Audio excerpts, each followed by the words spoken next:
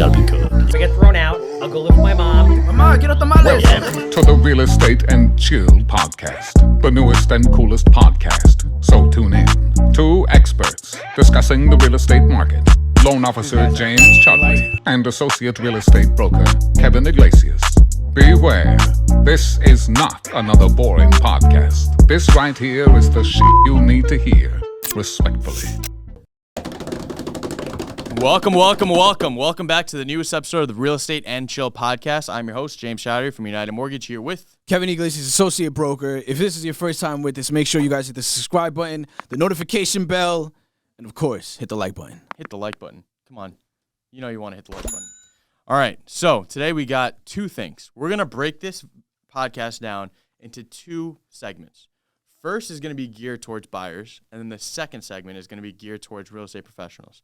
So the first thing we're going to talk about is how to win your summer house, basically. How to win in this competitive market in the summer. Then the second part of it, we're going to talk about how a real estate professional can do their best to best service their clients. All right, so with that being said, let's start off with topic number one, how a buyer can win the house in this market. So I think the main thing to talk about in that is how to get started. So you want to touch base on that first? The first thing, I get a lot of sign calls. So a lot of buyers who are just interested in a house that they see a for sale sign and they reach out to me and oh, can I know details about the house? My first question is, are you pre-approved? Majority of the time they say no. So that's always the first step. I tell them, look, I can guide you to somebody to get you pre-approved, but due to COVID restrictions and rules and regulations now, things have changed. So a lot of agents are not going to let you in the home unless you have that pre-approval in hand. Plus, why would you even want to be shopping around for homes that you may not even afford, or you could afford, or you could afford more? It all depends on your in the price range you want to be in, that monthly payment, right? Because interest rates are a lot higher now, so things have changed. Somebody who was looking 60, 70, 80 days ago, that monthly payment has completely changed by what, let's say $400 or $500 a month? Yeah, it could be a lot different. Depending on where we're at, what program they're in, what their numbers look like, what their situation is. You want to just make sure that you have your financial situation set in place, because a lot of the times, people get to the point where they're just all right, I need to buy a home, but I don't care what the monthly payment's like. I just want this house. But you got to be set up financially. Yeah. You can't just get into a house, not know what the back end looks like, and just be I want this house. It just doesn't work that way. And again, you got to get pre-approved and know what, because the main thing people always ask me, all right, what's my monthly payment going to be? Then I give them your information. I give you the alley hoop, right? And then we work together as a partnership to help them achieve that American dream, right?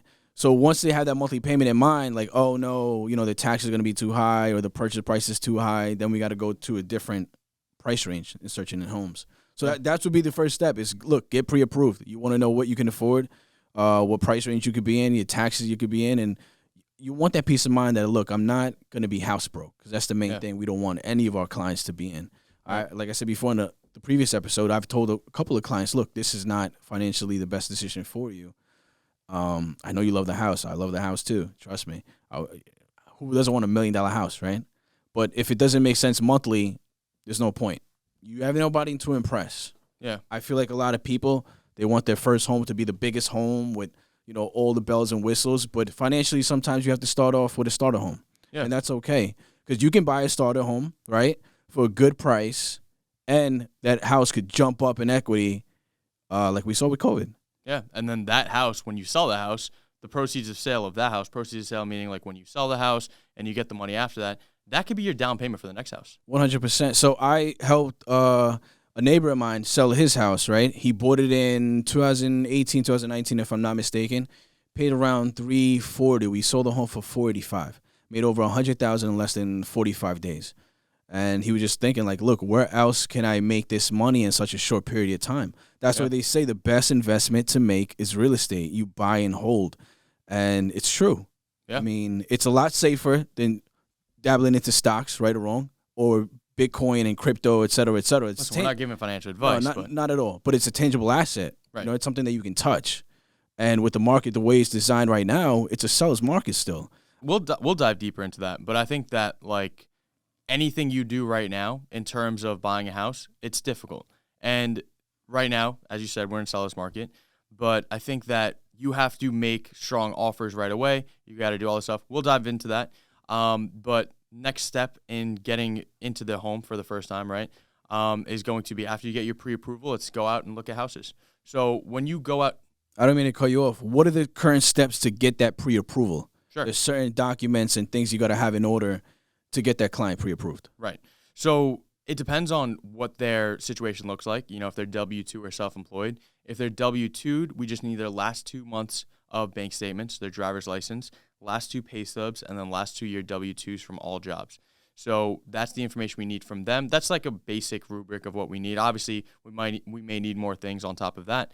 If they're self-employed, we need the last 2 years of all tax returns that they've personally filed, business and personal, bank statements, and then driver's license.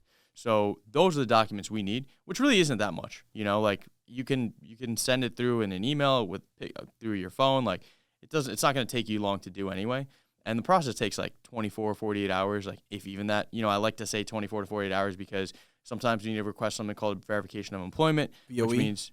which means that we're basically just going to be contacting your employer, getting all of the information from your employer that we need. And then when you get that pre-approval, that's rock solid. So you know that if you make an offer on this house, you're going to get that house as long as everything else stays the same. As long as you stay within the tax parameters that we give you, within the purchase price that we give you, and, you know, you're just going to get that house. You know you're going to be good. So that's good knowledge to have. So if you're a buyer or you're a buyer's agent who's just starting off, all that information is key, right? Yeah. They should be reaching out to you, sitting down with you, having a consultation to set them up the proper way so they don't make any mistakes. One thing about you, and this is why we work so well, once I send you a deal and you give me the approval, I know it's going to go through. Yeah. And there's things that we can't foresee, right? Something if the buyer, let's say he buys a new car and his debt to ratio is too high. Luckily, that hasn't happened to us, but those instances we can never foresee, right? Right. The buyer, we tell them and we prep them like, look, don't touch your credit. If your debt to ratio is too high, stop charging everything on your car. Don't buy furniture. Don't buy a brand new car, lease a new car. Don't do anything until the house is yours. Not even an hour before the closing. Don't. Right. Wait an hour after the closing. And then you could go and do whatever you want. Do whatever you want. I've heard so many stories where people like ready to close and they'll lose a deal over like a pair of shoes or something like that, which is insane. Yeah, that's tough. It's crazy the things that Jordan one's worth it. I don't know. Nah, the Christian Dior's. All right, well, that's a little bit different. But I think that like every single time I speak to a buyer, let's say, for example, you send me over a buyer, right? The first consultation I have with them is a strategization session where I'm talking to them for at least 20, 30 minutes. I'm finding out all their goals. I'm finding out exactly where they want to live. I'm finding out exactly how much they want to spend a month because the thing is you don't always necessarily want to max out the deal because if that's not comfortable for them, let's say they have other bills that they have to pay. You know, we see the credit report, but let's just say, all right, I need at least $2,000 a month for myself to pay for groceries, to pay for like TV, to pay for whatever, because that's not included in your debt to income ratio. No, that's not. Taxes are though. And I get that question a lot. Like, oh, am I going to have to pay my taxes separately? No, everything is incorporated into that monthly payment. Yeah. Right. As long as you don't waive your escrows. Right. So as long as you are rolling everything into your payment, like for like 99 out of 100 people I speak to, that's always the case. Right. And I would say that, you know, the main things to look at when you're looking at your monthly payment is the following. So principal and interest, which is going to be your loan amount plus the interest every single month. Then you're going to be looking at the homeowner's insurance. That's also going to be included into your monthly payment. Then your property taxes. And then anything else related to your loan, if it's going to be like monthly interest, mortgage insurance, that's going to be also included. Those are the main 5 things that are included into your monthly payment every single month. Anything on top of that, like let's say, for example, you wanted to buy, take out another loan to do any renovations to the house. That's not counted in the monthly payment that we're speaking to you about. So anything separate on top of that, you have to incorporate that into your monthly payment every single month because I won't be able to see it.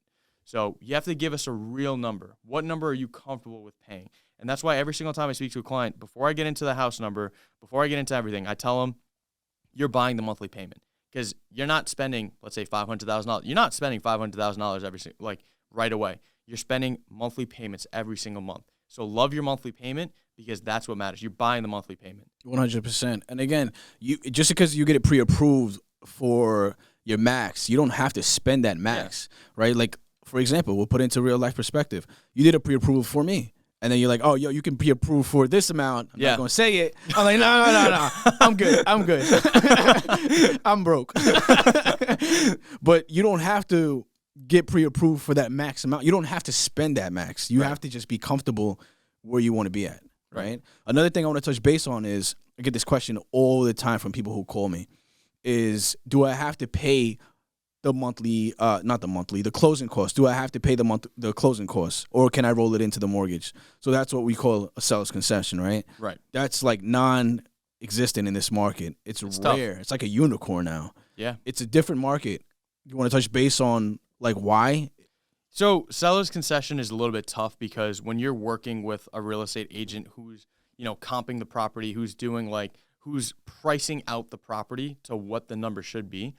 When you do a seller's concession, you basically have to increase the amount that the purchase price is. So let's say, for example, you have a house for $500. You want a seller's concession of $10,000, right? The purchase price has to come back at $510 because we have something called the seller's net and then the purchase price. So the seller's net is going to be the number that the seller takes home into their pocket. The purchase price, if it's $510, the house has to appraise for $510,000. Right now, we're seeing a bunch of houses go for over asking price, and we're seeing crazy numbers. So if a realtor, like on your hand, if you have an offer for offers for $500, both the seller net's going to be $500, right? One wants a $10,000 seller's concession, so they want to give you $510, right? Or you have a $500,000 straight $500,000. It might be the same thing because at the end of the day, the seller's getting net the same thing. But do you want a buyer who can't afford to make that $10,000 extra? It might not be as safe for you. So therefore, you might not want to take that deal instead of the client who had $500,000 who might be putting down more, because usually with seller's concessions, it's typically less down payment. So even if there's an appraisal gap or something like that, where let's say the property doesn't appraise for $510 or $500, it appraises for $480, right? The difference, the appraisal gap has to be made up. And that's something that both parties are going to have to discuss. So you don't want that headache for your seller, right, in that situation. Right. So, look, when I'm hired to sell a home, my job is to lend my expertise, my knowledge, my experience to the seller and help them make the best decision, financial decision, right? I like to tell them, look, I'm here for you, and like my main focus is getting you as much money as possible with the best terms as possible. So let's just put that into perspective. With the $500,000 and somebody needs to borrow $10,000 for, let's say, for seller's concession, they're looked at not as like the strongest buyer because they need to borrow that $10,000, which in this market, a lot of buyers have their down payment, they have their closing costs, they have extra money just in case, there's an appraisal gap or anything. Right, because a lot of these houses, there's no comps. Right. So when you have no comps, meaning that you want to buy the house for $500,000 and then 3-4 months ago the house sold for $460 and there's no recent comps to comp that house out, you may run into an appraisal issue, right? Where you have to have money stored that you have to, like you said, come out of pocket to pay that money. But let's just say if it's a $10,000 non-contingent, that's a totally different story, meaning that they would like to have that $10,000, but they don't need it. Let's just say they want to do a kitchen renovation or whatever they want to do to hold on to that money in that pocket, so when they close, they can just fix up the kitchen or do whatever cosmetic arrangements they need to make. That's totally different. But if they're saying, hey, look, I really need these $10,000 in order to close, then we run into an appraisal issue. That's not the strongest deal. Deal's dead. But a lot of the offers that are coming in that are much, much higher, I'm seeing that a lot of them have like contingencies. Either they have something to sell or they have like a sales concession where like, look, we'll give you the best deal possible, but we need to make it work for this amount. Right. So those are the two things. With having your down payment isn't the only thing you got to have if you're a buyer, right? Or if you're a buyer's agent, you have to give as much value to your buyer as possible. They have to have at least, I always say, 5 to 6% of the closing costs, right? With the closing costs, meaning if you're purchasing a house for $300,000, which is really hard to find nowadays, you have to have that. If it's FHA, 3.5% down to put the down payment. Then you need another 5 to 6% for the closing costs, which does not include the survey, which is what, like another, let's just say $700-800 on the high end. an inspector. Let's just put it on the high end, like $600. Yeah, $600 probably. Appraisal, which is another what, $700 to $800. Yeah, like five. An attorney fee, which is not included either. $1,000 to $1,500. Anywhere from $1,000 to $1,500. Yeah, so these are all out of the pocket expenses that are not included in your closing costs, which you have to keep in mind that you need this money in order to purchase your home. Right. And sometimes people are in the position where, look, I need to borrow a little bit of money. I need a gift, right? They go to Flamey and Friends, and they have to get that gift money. But it has to be in a check. Well, a gift isn't a borrowed amount. It's a gift. Like, they have to get a gift. Right. Exactly. That's what I mean. But it has to be in a check. It can't be like, all right. Yeah, here's $10,000 cash. Yeah, you can't do that. You're raising red flags. At the end of the day, the bank is going to want to know where that money's coming from. They want to know receipts and everything else on the back end, right? Yeah. Since the Patriot Act from 2001, all money has to be sourced. So, I ran into a situation where, a client was basically, he was working with a different lender before, but they couldn't do the deal or whatever. And then he told me that he withdrew all of his money that he had in the bank account out in cash for no reason. He was like, oh, yeah, I wanted it. It's because we're working on the deal together. And it's like he took all the money out in cash. Now he has to deposit back in, but it's like How would he do that? All right, let's talk about that. A lot of lenders give bad advice to their customers, right?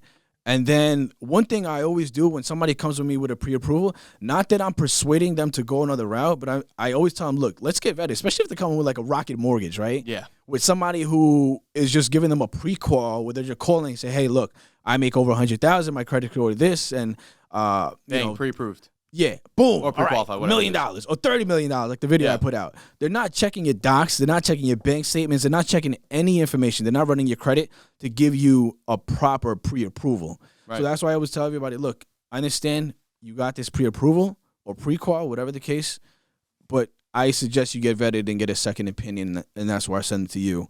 And once you give me that approval, I'm like, all right, great. And it just gives us deal. So this is why it's so important to work with somebody who knows about what's going on in the market. So say, for example, you're working with somebody who is not 100% sure. One, if you're working with somebody who's a preferred partner with you, they're adding value to your platform. You guys are working together to attack more business. On top of that, when you're working with somebody who knows how to do things, it saves you money and it makes you more money, right? Because what we're doing is we're going to make sure that you're going to be good. Everything that we tell you is going to be vetted. It's going to be checked out. And every single client that you work with, you know that you're fine.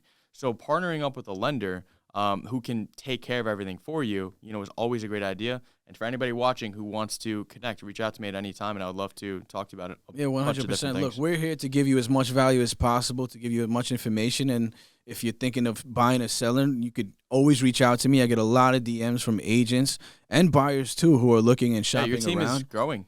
Yeah, definitely, 100%. Let's base on your team a little bit because I think, as we move on to the next, actually, we'll talk about that in a few seconds.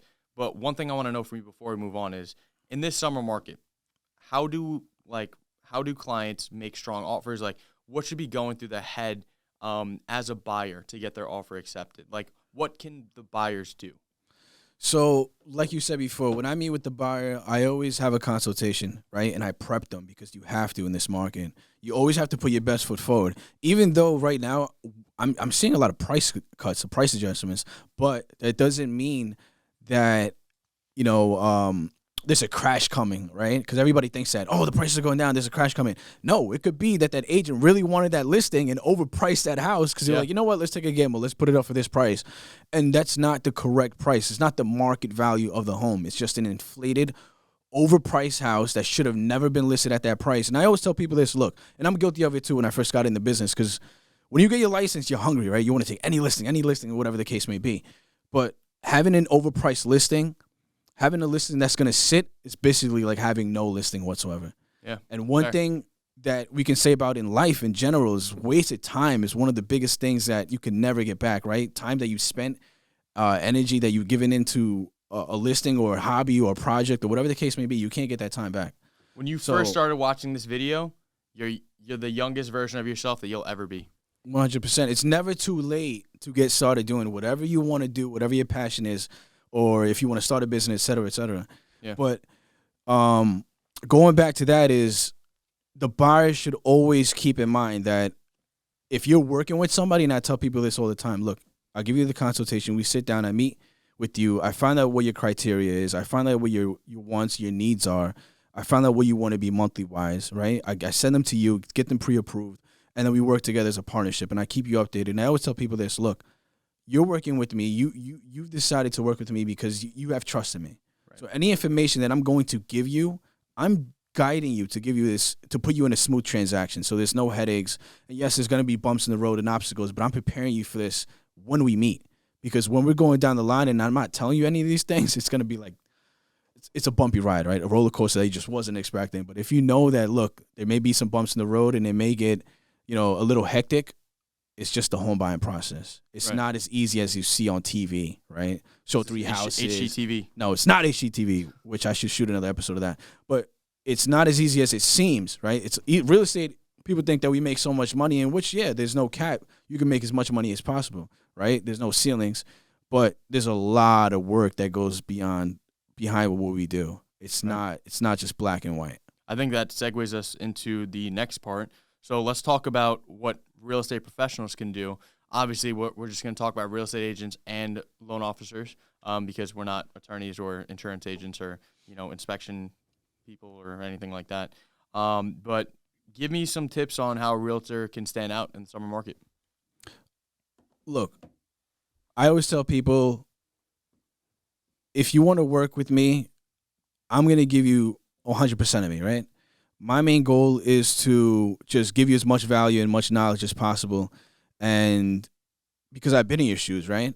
I purchased real estate before. I know what the process is like. My process is a little different though, because I'm 1099, right? It's right. And when I just want to say this, when I first got started, 2016, excuse me, surviving off commissions alone in New York is not easy at all. Yeah.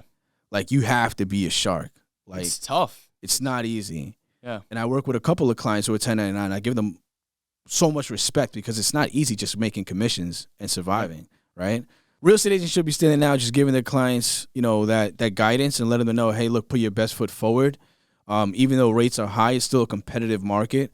And the reason why it's still a very competitive market, because it's supply and demand, right? Right. There's not a lot of supply out there, but there's a high demand. Now, if it was a different market like 2019 where you could negotiate $30,000, $40,000, $50,000 off a house, it's because the inventory there was so much of it. I mean, I've only been in the space for 5 years. Actually, yesterday was my 5-year anniversary. But happy anniversary. Thanks. 5 years in the game. But I think that in the past 5 years I've been here, I could say that I've never seen anything like this. So even if it calms down a little bit, still, like, we're not worried. But the thing is, like, I want it to calm down. I'm just being completely honest. Like, I really want it to calm down because, like, I've said this before, but I'm spending hours on hours spending time with clients who have been really trying their best to get into the home. And, it's a little tough because, like, your buyer pool, like, your pipeline of pre-approvals gets bigger and bigger every single month. But the amount of traction that goes in doesn't slow down as much. So you're working with a lot more buyers on, like, just like this pre-approved buyers, right? And the ones that get through, your pipeline has to be moving, right? So when it's a situation where your pipeline keeps growing, but these deals aren't closing, that's a little bit tough. Obviously, it takes time for everybody to get into their home, but it's just like the conversion time is a lot longer, which means a lot more work. And then, buyers might not get into their house. They might want to wait, whatever the case may be. So it's a lot more work with less conversion compared to a market where if it cools down a little bit, that's going to be a more favorable market for everybody. You know what I mean? So I would like it to calm down. If it doesn't calm down, I'm not complaining. Whatever it is, like, we'll take care of it. But I do think that's a big thing. And I think, look, I've been in the game since 2016. I got licensed. I've seen a buyer's market, seen a seller's market. If you're an agent, don't stress out about the market shifting, right? Because if you have that connection with people, and this is a people business, right? As much as it's sales, it's customer service, it's a people business. People are always going to want to purchase a home or sell a home. You should not be 100%. worried about, the market's going to change. The market's going to change. Yeah, it's going to change, but you have to adapt with it, right? And if you have that resume, that experience, that guidance, and that those connections, that reputation that you have with people, you've done a good job. Don't worry about it, because people, again, they're always going to want to sell. They're always going to want to buy. So just adapt with the market and change with it. Don't stress about it, right? Right. Because there's nothing that we can do. As much as I say, hey, look, I want this seller's market to last for 5 years, because everybody will be selling, going to Florida, going to down south, wherever they're going. Yeah. But we just have to adapt with the market and just gain as much knowledge as possible, as much value, because as the market shift, everything else is going to change as well. I think it's very fair. And I think that, a lot of people think, all right, rates are up right now. Oh, lenders are scared because we're not doing refis. I don't know about other lenders, but listen, I have refis in my pipeline right now that I'm 100%. I have multiple refis going through right now, because clients are always looking to take out money, because people always need money. Yeah. Like, it's never going to stop. Obviously, I've never been a big refinance lender, right? Like, I've always just been on the purchase side. But I'm still doing refinances right now because clients are taking money out of their home and buying new houses, or they're taking money out for different reasons. Because even though interest rates are in, where they're at right now, higher than they were a few months ago, it's still money. Money still needs to move all the time. Like, it's always going to keep moving. And I think that, now moving onto the lender side, like, how a lender can prepare for the summer market is you got to just make connections. Like, that's the biggest thing. Like, that's the biggest thing in this business, as many connections as possible. Right. Like, honestly, like, for me, like, how I first started, as I said, like, I used to cold call on Zillow. That's how I first started. I have Pat, who's my junior loan officer, who's, I'm helping with everything. He's been great. He's been working hard. That's what he was doing. That's what he's still doing right now. Because until you build a pipeline of business where, you have business coming in every single month, you work with, realtors or attorneys or accountants who are sending you business, and you're doing something for them also, you create good relationships.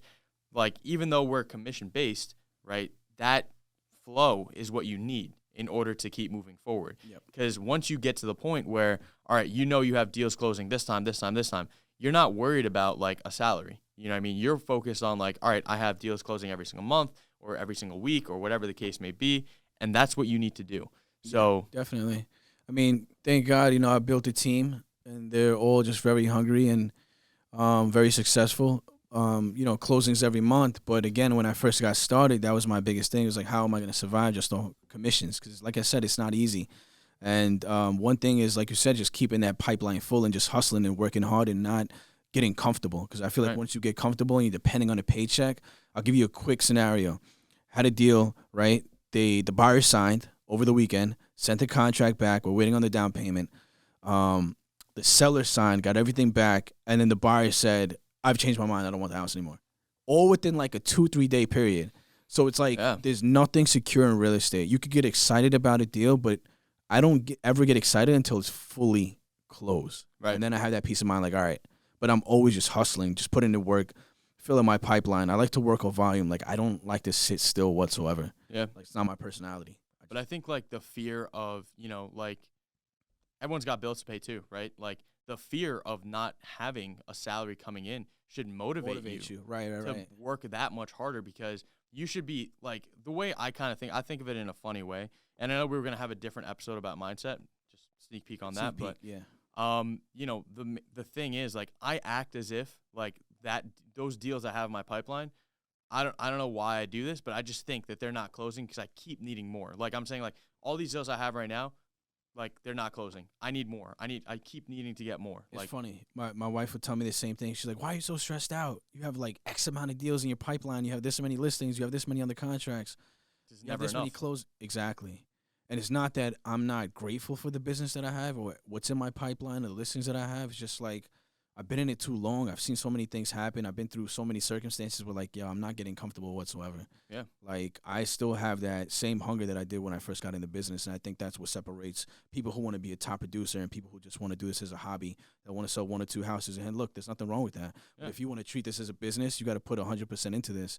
You got to sacrifice time. Like, I sacrifice time away from, family and friends or whatever the case may be to put my energy 100% into this business to grow, so I can build that pipeline and be like, all right, this is happening. I feel comfortable with this.